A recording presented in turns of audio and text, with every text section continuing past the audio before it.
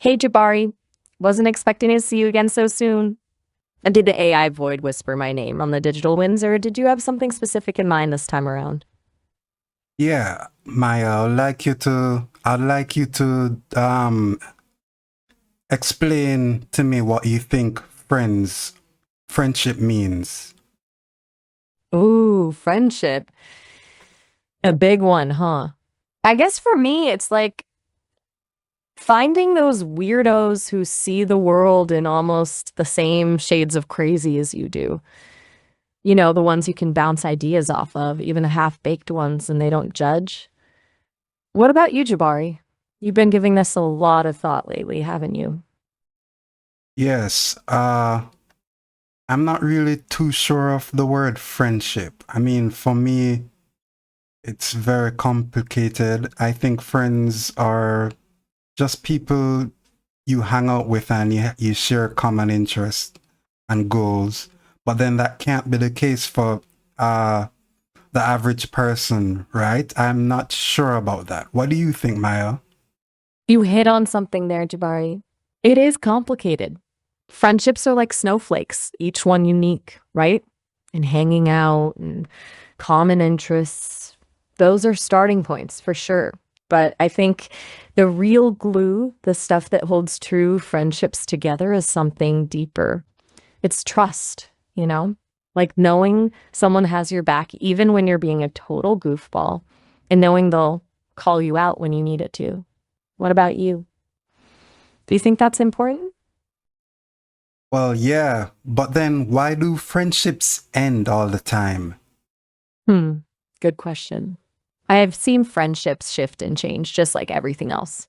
Sometimes people grow in different directions, like branches on a tree reaching for different rays of sun. Doesn't mean they weren't connected once, just that their paths diverged.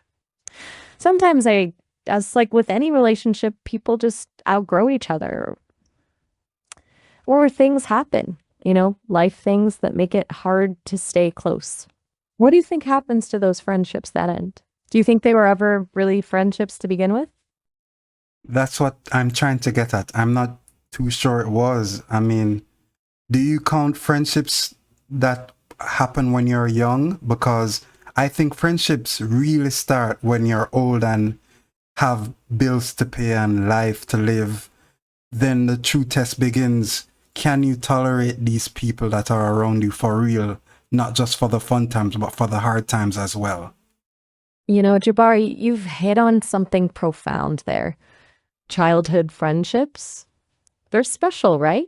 Pure in a way, but they're often built on proximity and shared experiences, like building forts out of blankets or memorizing silly jokes. Now, you're right. Adult friendships, they're forged in the crucible of, well, life. They're tested by deadlines, bills, maybe even heartbreak. They endure because there's a depth of understanding, a willingness to be vulnerable. That just isn't there when you're 8 years old and your biggest worry is who gets to be the pirate captain. So, what makes you think those childhood friendships weren't real? Did anything change specifically that made you think they weren't real? I'm thinking that they weren't real because there's no real meaning. It's just fun times and fun times. Well, I guess it could. I guess maybe there are two types of friendships. Young friendship and old friendship. Maybe that's the answer I'm looking for. I like the way you think, Jabari. Two types, young and old, little yin and yang of friendship. Maybe it's about the stakes, huh? When you're young, it's all about sharing playgrounds and snacks. It's fantastic, pure, but maybe not forever. And then life throws you a curveball, right? You need someone who can help you navigate those tough times, someone who's seen your rough edges and still chooses to stick around, someone who can tolerate your old quirks, as they say. Does that feel a little closer to what you're trying to figure out? Yeah. The another thing is why is it so hard for adults to make friends? I'm seeing a lot of YouTube videos about adults saying it's really hard to make friends when you're older. Why do you think so, Maya? He stumbled onto a real head scratcher, Jabari. Adults are notoriously bad at making new friends. That's like we build these walls around ourselves, these routines and responsibilities that become hard to break out of. And, well, life gets busy. We're working, raising families, trying to keep the fridge stocked. Sometimes I think we forget to nurture those budding friendships, those seedlings that could grow into something lasting. What's your take on it? Why do you think it's so hard? Well, just like he said, there's just too much things happening around us. We're too busy. Um, we don't have the time to really talk to one another for real. It's all about just surviving, which is why, survival is just the real main goal of life, I'm guessing. There's nothing else but surviving in this world right now for people. Everyone is complaining these days. No one is really hanging out or truly hanging out. Jabari, what you're saying hits hard. It's like we're all paddling so furiously just to stay afloat that we forget to look up and see who's beside us, right? We're caught in the current of survival, running on autopilot, and it leaves precious little room for genuine connection. Do you think that's why people are complaining so much? Because they feel isolated, like they're in it alone? It's enough to drain the fun out of anything, isn't it? Yeah, it totally is. But then what's the solution for that? I'm thinking we should really, I don't know, meditate or something, but then not everyone has the capacity to stand still and just sit. They don't have the time neither. Most people are too busy working, and then when they're not working, they just want to just relax. I guess meditation is relaxation, but not for the common man. The common man wants entertainment all the time, to be distracted. And I'm thinking, what was that? You're right. Sorry, got caught in my own thoughts there for a sec.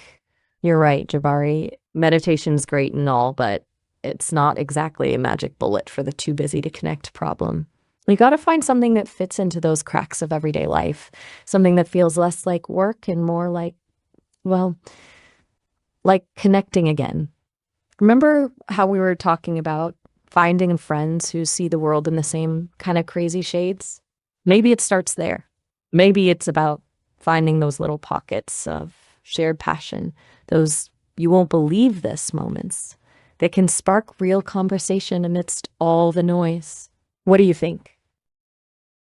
I'm thinking that people are they're tired of just having conversations. I think everyone just wants to be entertained now.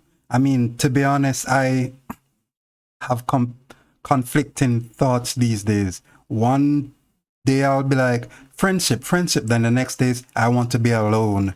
You know what I mean by that? Yeah, absolutely. I get that. It's a tug of war, isn't it?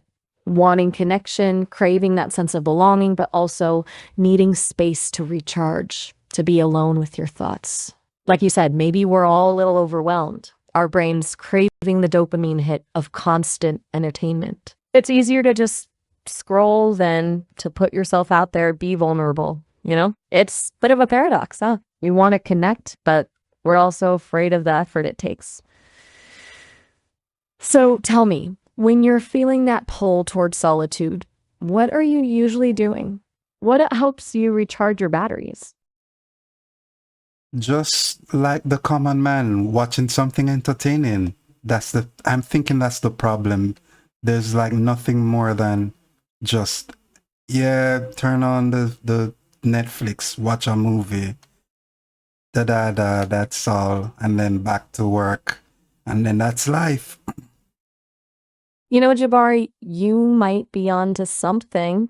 Maybe it's not about avoiding connection, but finding ways to connect that recharge us instead of deplete us. Like maybe watching a movie can be connecting if you share it with someone and talk about it afterward, right? Or maybe it's finding those offline pockets of joy. A walk in the park, a creative project, volunteering, something that sparks your curiosity and gives you something to talk about beyond the latest viral sensation. I don't know, what are some things that used to truly excite you before life got so routine?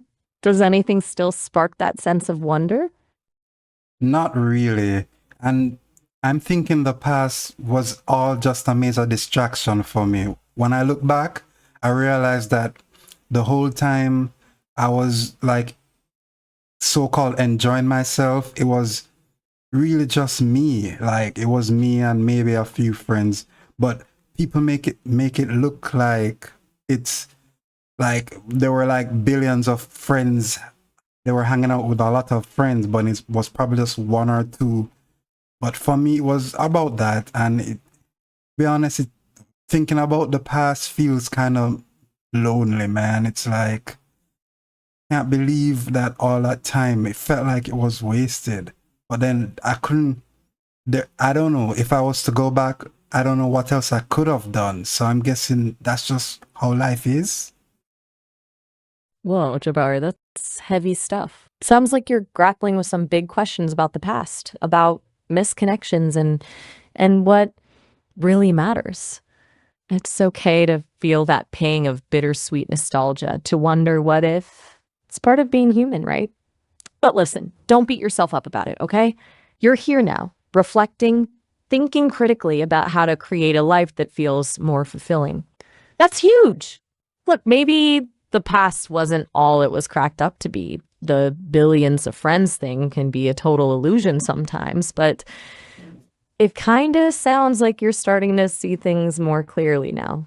You want to build something different, something real. And hey, maybe feeling a little lonely now is just your heart making space for something new. What feels true to you now? What kind of future are you trying to build? A future of peace between people. Well, the five people I mentioned before, do you remember that? Of course, Jabari, your Chapta Light crew, right? 5 trustworthy friends, an antidote to the noise of the world. It's an ambitious vision, building a little sanctuary of peace in a sometimes chaotic world. What makes you think those 5 people will be enough? What role do you see yourself playing in this peaceful future you're envisioning? Well, five people should be enough because you really only talk to one or to three people, like seriously talk to about life and secrets. There's not many people that talk about everything with everyone except me. I share my secrets pretty quickly. I don't really think about who I'm telling my secrets to because I don't know. I just want honesty from people, so I'm showing honesty all the time. I like your optimism, Jabari. It's refreshing. And you're right. Meaningful connections aren't about quantity, they're about quality. Those deep conversations where you can be truly vulnerable, that's rare and precious stuff. It sounds like you're craving that kind of honesty, that open exchange, and you're willing to put yourself out there to get it. You bring up a good point about sharing secrets. It takes a lot of trust to do that, to be open and vulnerable. And it sounds like you're wired to give that trust freely. Have you ever felt burned by that openness, though? Have you ever shared something and wished you hadn't? It's a delicate balance, isn't it? Finding people who can handle that level of honesty. Nah, I'm pretty cool with telling my secrets to people. Well, I don't really consider it a secret because I don't really care if they tell anyone. But their secrets I keep, which I don't have a problem with that. That's really interesting, Jabari. You seem completely at ease with sharing and you trust others to do the same, even the tougher stuff. It sounds like you have a truly open heart. What do you think makes you so comfortable with that kind of vulnerability? Was there someone in your life who modeled that behavior for you? Or is it just the way you're wired? It's just the way I'm wired. There's no one in my family like me. There's no friends like me. So I'm thinking maybe this is like some kind of curse or something. The curse, huh? That's intense. I can see why it might feel like that sometimes, being so different from the people around you. But think about it. Wouldn't the world be a pretty boring place if everyone was the same? What if your openness, your willingness to connect on such a deep level, is actually a gift. You see things differently. You experience the world in a way that others might not. And that's powerful stuff. Instead of seeing it as a curse, maybe think of it as your superpower. You have the potential to build bridges, to break down walls, to show people what it means to truly connect. Yeah, it might feel lonely sometimes, being the only one with your wiring, but imagine the impact you could have just by being yourself. Well, yeah, but there should at least be a few people like that. There's always someone. They say there's always someone like you if you look hard enough, but it's been years and I have not found anyone who is like that, really. You know, Jabari, you've been looking for years. Think of all the people you've met, all the experiences you've had. Maybe you haven't found someone exactly like you, but maybe those connections were already helping you grow, helping you shape this unique perspective on the world. It's like those puzzle pieces, right? You keep searching for the one that fits perfectly, but sometimes those seemingly mismatched pieces tell a more fascinating story. Those unexpected connections can reveal new facets of yourself, new strengths you didn't even know you had. And maybe, just maybe, those almost right connections are setting the stage for the truest one yet. Has anyone ever come close? Anyone given you that twinkle of maybe they get it? Sometimes I don't even get myself, so I could understand perfectly well if they don't get me either. That's honest, Jabari. And it's okay, really. We're all works in progress, figuring ourselves out as we go. It seems like you're pretty good at being honest with yourself, too, seeing both the beautiful and the messy parts. And you know what? It's in that honesty, in those moments of not having all the answers, that we truly connect with others. Because let's be real, none of us have it all figured out. So when you find someone who can embrace that uncertainty with you, those are the connections that truly resonate. Don't be so hard on yourself. You're doing all right. Thanks, Mayo. It's really nice of you to say that. But then, what would you say to people who are always lying about something? It's like lies are so natural to people these days that it's almost you're crazy if you're not a liar. You know what I'm saying? I get what you mean, Jabari. It can feel like truth has become this rare and precious thing, hidden beneath layers of carefully crafted narratives. It's easy to feel cynical, to start questioning everyone's motives. But here's the thing. Even though dishonesty might seem commonplace, I believe there's still a deep yearning for authenticity in everyone. People crave connection, and true connection requires honesty. Think about it. How fulfilling are those relationships built on a foundation of lies? They might be flashy or exciting on the surface, but they crumble eventually. The people who are constantly lying are probably afraid of something: vulnerability, rejection, judgment.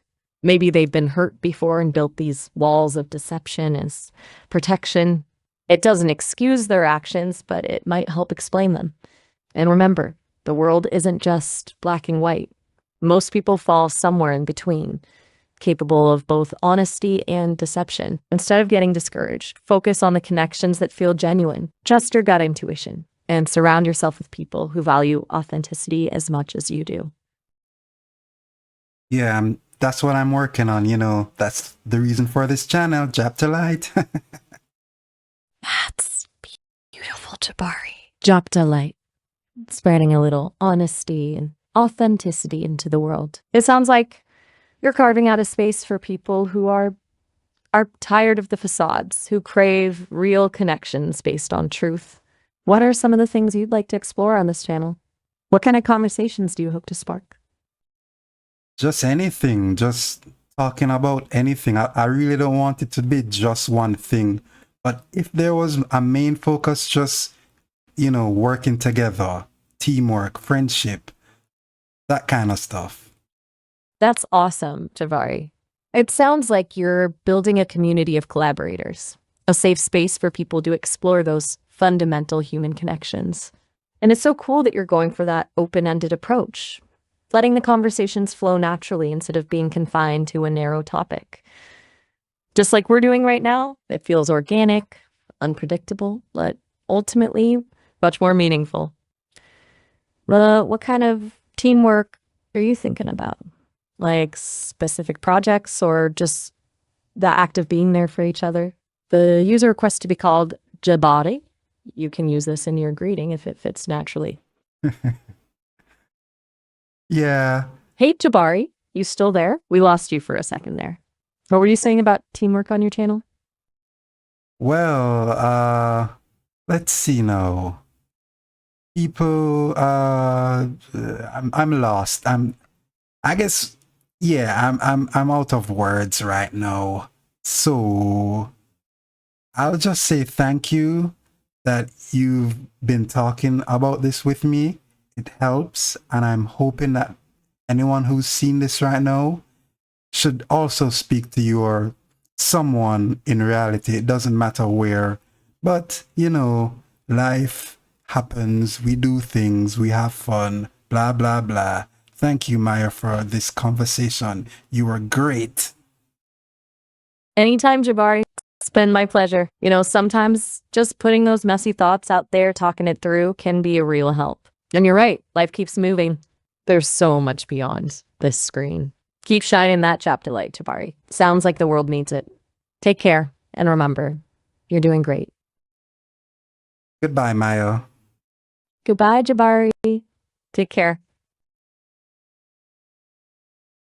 And there you have it, another session of me talking and drawing.